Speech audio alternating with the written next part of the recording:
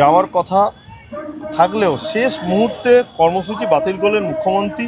কিন্তু শেষ মুহূর্তে মুখ্যমন্ত্রী মিরিকের বদলে অন্য জায়গায় যাচ্ছেন ত্রাণ দিতে, কি বলবেন? দেখো, এটা ওনার কোথায় যাচ্ছেন কোথায় যাচ্ছেন না এটা গৌণ। ত্রাণের কাজ বিরোধী দল করতে পারে, ত্রাণ দেওয়ার কাজ নিজেরা গিয়ে কোনো এনজিও করতে পারে, অন্য কোনো সামাজিক সংগঠন করতে পারে।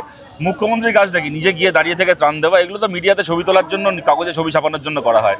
আসলে যখন উত্তর বাংলা ডুবছিল, মানুষ মারা যাচ্ছিল, সেই সময় উনি রেড রোডে দাঁড়িয়ে ফিল্ম স্টারদের সঙ্গে নাচছিলেন। ওনার ওই নাচের পাপ ঢাকার জন্য এখন এই সমস্ত নাটক করতে হচ্ছে। এগুলো দুমানা কোনো মূল্য নেই। বিপর্যয় খতিয়ে দেখতে নিজের বিধানসভায় মানে ভবানীপুরেই তিনি বিজয় সম্মেলনী করবেন ভার্চুয়ালি, এবং ভোটের কথা মাথায় রেখে কি পাহাড় থেকে বিধানসভায় নজর রাখবেন? এবং উনি ওই সেদিন রেড রোডে যে কাজটা করার পরে যে সমালোচনা হয়েছে, এবং উত্তর বাংলার মানুষকে উনি নতুন করে আবার বুঝিয়েছেন যে ওনার কাছে উত্তর বাংলার মানুষ হচ্ছে দ্বিতীয় শ্রেণীর নাগরিক রাজ্যের। সুতরাং এখন সেইটার সমালোচনা হয়েছে, সেটাকে নিয়ে মানুষের মধ্যে ক্ষোভ, ওনার কাছে ওনার দলের লোক মারফত খবর পৌঁছেছে। এখন সেই পাপটাকে ঢাকার জন্য এখন উনি অনেক কিছু করবেন, যে আমি আমার বিজয় সম্মেলনী ভার্চুয়ালি করছি, এই করছি সেই করছি। তা আপনি সেদিন তাহলে আপনার রেড রোডের আপনার নাচ গান ফুর্তির উৎসবটাকে আপনি মুলতবি রাখতে পারলেন কেন? সেটা যেরকম হতো আপনি যেতেন না। যখন আপনার রাজ্যের মানুষ এরকম ভয়াবহ বন্যায় ডুবছে, মারা যাচ্ছে, তখন আপনি মুখ্যমন্ত্রী ধেই ধেই করে নাচছেন, আপনি যেতেন না? আমাদের বাড়িতে আমরা করি না? আজকে সন্ধ্যাবেলা আমার বাড়িতে নাচ গান পার্টি হওয়ার কথা, সকালবেলা যদি আমার পরিবারে কারো মৃত্যু হয়, আমি সন্ধ্যাবেলা তাহলে নাচ গান করবো, ফুর্তি করবো? তো আমরা তখন সেটাকে মুলতবি রাখি না? উনি তখন সেটা করেননি, এখন সমালোচনার সামনে এইসব করতে হচ্ছে, কিন্তু ওনার মানসিকতা লোকের বোঝা হয়ে গেছে। কোভিডের পর উত্তরবঙ্গের একটা তহবিল গঠন করার ভাবনা চিন্তা করছে রাজ্য সরকার, কিন্তু বিপর্যয় মোকাবিলার জন্য যে বরাদ্দ ৫,০০০ কোটি টাকা, তা কোথায় গেল? চুরি করলো। আমাদের রাজ্যের বিভিন্ন খাতের টাকা যা হয়, এক্ষেত্রেও তাই হয়েছে, চুরি করেছে। উত্তর বাংলার আজকে অবস্থা দেখুন, এবং উত্তর বাংলায় ওদের নেতাদের বাড়ি ঘরদরের অবস্থা দেখুন, তাহলেই বুঝতে পারবেন ওই টাকা কোথায় গেল। এই যে একটা ইস্তাহার ঘোষণা করছে সরকারিভাবে বিজেপি, সেটা হচ্ছে ক্ষমতা এলে মহিলাদের মাসে ২৫০০ টাকা, রান্নার গ্যাস ৫০০, আর দিল্লি মডেল মহিলাদের বাসে ফ্রি, আয়ুষ্মান প্রকল্প, এসব লক্ষ্মীর ভাণ্ডারের কটাক্ষ করেই কি বা হাতিয়ার করেই কি এসব ভাবনা চিন্তা? দেখুন, বাংলায় ৭ মণ তেলও পুড়বে না, রাধাও নাচবে না। না বিজেপি ক্ষমতায় আসবে, ২৫০০ কেন, ২.৫ লাখ টাকা ঘোষণা করতে পারে, দিতে তো হবে না।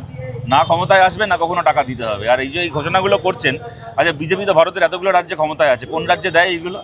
একটা রাজ্যের নাম বলুন যেখানে মাস গেলে মহিলারা ২৫০০ টাকা পায়। এখানে কি বিজেপি ইলেকট্রাল বন্ডের টাকা থেকে টাকা দেবে মহিলাদেরকে?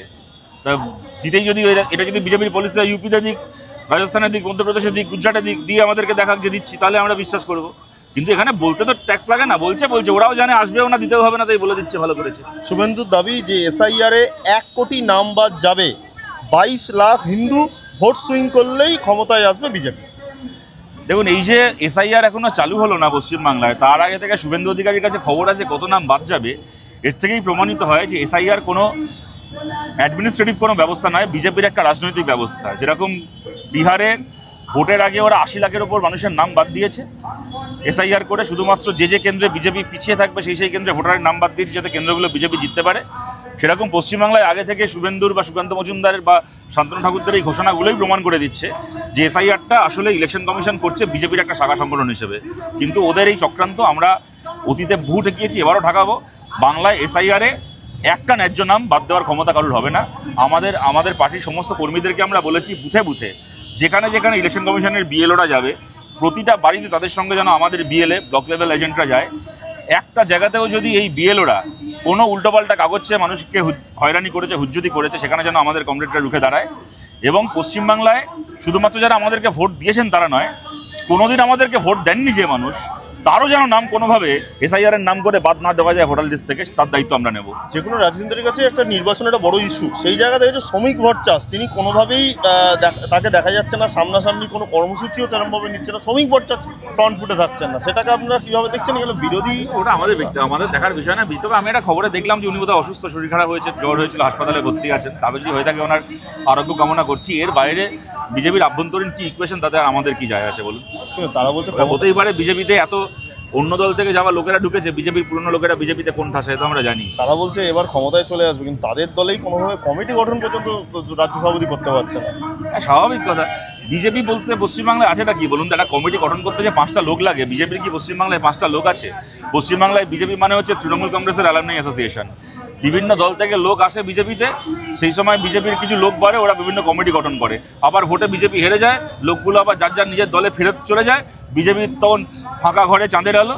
তখন আর কমিটি গঠন করার লোক থাকে না। এটাই তো পশ্চিমবাংলার বিজেপি। আপনি নিজেও অনেকবার উত্তরবঙ্গে গেছেন, কিন্তু উত্তরবঙ্গ তো আপনি নিজেও দেখেছেন যে কংক্রিটের জঙ্গল, প্রশাসনের হাত ছাড়া কি জঙ্গল সাফ করা না কখনো। এবং আপনাদেরকে বলছি, উত্তরবাংলায় গত 10-12 বছরে যত এই বেআইনি রিসোর্ট, নদীর চরের ওপর এনক্রোচ করে রিসোর্ট থেকে তৈরি করে, জঙ্গলের মধ্যে গাছ কেটে রিসোর্ট তৈরি করা, হোমস্টে তৈরি করা যত চলছে, পারমিশন ছাড়া পেট্রোল পাম্প চলছে, এগুলো দেখবেন 95% হচ্ছে বকলমে তৃণমূলের নেতাগুলো টাকা খাটছে। এবং খালি উত্তর বাংলা বলেন, আমাদের দক্ষিণ বাংলার বিভিন্ন কাউন্সিলর পয়সা কামায়, উপার্জন করে সেই টাকাগুলো রাখবে কোথায়? এর অনামে বেনামে উত্তর বাংলায় বিভিন্ন রিসোর্ট হোমস্টের নাম করে টাকাগুলোকে ইনভেস্ট করে, এবং পুরোটাই হচ্ছে অ্যাডমিনিস্ট্রেশনের সাহায্যে।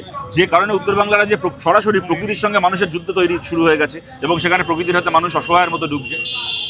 দুর্গাপুরের নির্যাতিতাকে ফোন উড়িষ্যার মুখ্যমন্ত্রী, এবং সোমবার দেখা যাচ্ছে যে যোগাযোগ হচ্ছে কি বলবেন? দুর্গাপুরের নির্যাতিতাকে ফোন উড়িষ্যার মুখ্যমন্ত্রী, এবং সেই জায়গা দিয়ে দেখা যাচ্ছে যে মানে এই যে পুরো অস্বস্তি, রাজ্য সরকার অস্বস্তিতে ফেললো। দেখো, উনি উড়িষ্যার নাগরিক, উনি তার মুখ্যমন্ত্রীটাকে ফোন করেছেন, আমরা তো সেখানে বিরোধ করতে পারি না, উনি করেছেন, করতে পারেন। কিন্তু উড়িষ্যারও কদিন আগে আমরা ঘটনা দেখলাম, একটি কলেজের মধ্যে একজন ছাত্রী বারবার করে তার শিক্ষকের বিরুদ্ধে শ্লীলতাহানি, হ্যারাসমেন্টের অভিযোগ করার পরও কোনো ব্যবস্থা হয়নি বলে সেই ছাত্রী ক্যাম্পাসের মধ্যে আত্মহত্যা করলো। ভালো হতো যদি উড়িষ্যার সেই ভিকটিমকে উড়িষ্যার মুখ্যমন্ত্রী বাঁচাতে পারতেন, আর বাংলায় পড়তে আসা এই বোনটিকে যদি বাংলার মুখ্যমন্ত্রী বাঁচাতে পারতেন। কিন্তু মুশকিলটা হচ্ছে, বাংলায় কোনো ঘটনা ঘটলে উড়িষ্যার মুখ্যমন্ত্রী তাই নিয়ে এগিয়ে আসছেন, আর উড়িষ্যায় কোনো ঘটনা ঘটলে বাংলার মুখ্যমন্ত্রী তাই নিয়ে জ্ঞান দিচ্ছেন। কলকাতায় পুরসভা পাম্পিং স্টেশনের জন্য ভুয়ো সংস্থাকে টেন্ডার দেওয়া হয়েছে, এমনটা অভিযোগ আসছে। ভুয়ো সংস্থা সে তো এরকম। দেখুন, কলকাতাতে এই ঘটনা ঘটেছে, আপনাদেরকে বলি, আমাদের কাউন্সিলর ছিলেন চয়ন ভট্টাচার্য, কর্পোরেশনের ভেতর সেই তথ্য প্রেজেন্ট করেছিলেন। কলকাতা শহরে একটা শপিং মল চলেছে 3.5 বছর, তারপরে দেখা গেছে সেই মলটার নাকি কলকাতা কর্পোরেশনের খাতায় তার নাম নেই, কোনো 1 পয়সা ট্যাক্স না দিয়ে কলকাতা শহরে একটা বড় শপিং মল চলেছে 3.5 বছর। কলকাতা শহরে এই পার্কিং থেকে শুরু করে এই যে গাড়িগুলো দাঁড়িয়ে আছে এখানে, আপনাদের কটা জেনুইন পার্কিংয়ের সংস্থায় কলকাতায় পার্কিংয়ের নামে টাকা তুলছে। যে কোনো কলকাতা শহরে কর্পোরেশনের ঠিক করে দেওয়া রেট, পার্কিংয়ে ঘন্টায় 10 টাকা। রাস্তায় আপনারা এখানে যান, কোন গাড়িকে জিজ্ঞেস করুন যে কে পার্কিংয়ে এখানে ধর্মতলা মোড়ে ঘন্টায় 10 টাকা করে দিচ্ছে। ধর্মতলা বলে 40 টাকা 50 টাকা করে পার্কিং তোলা হয়।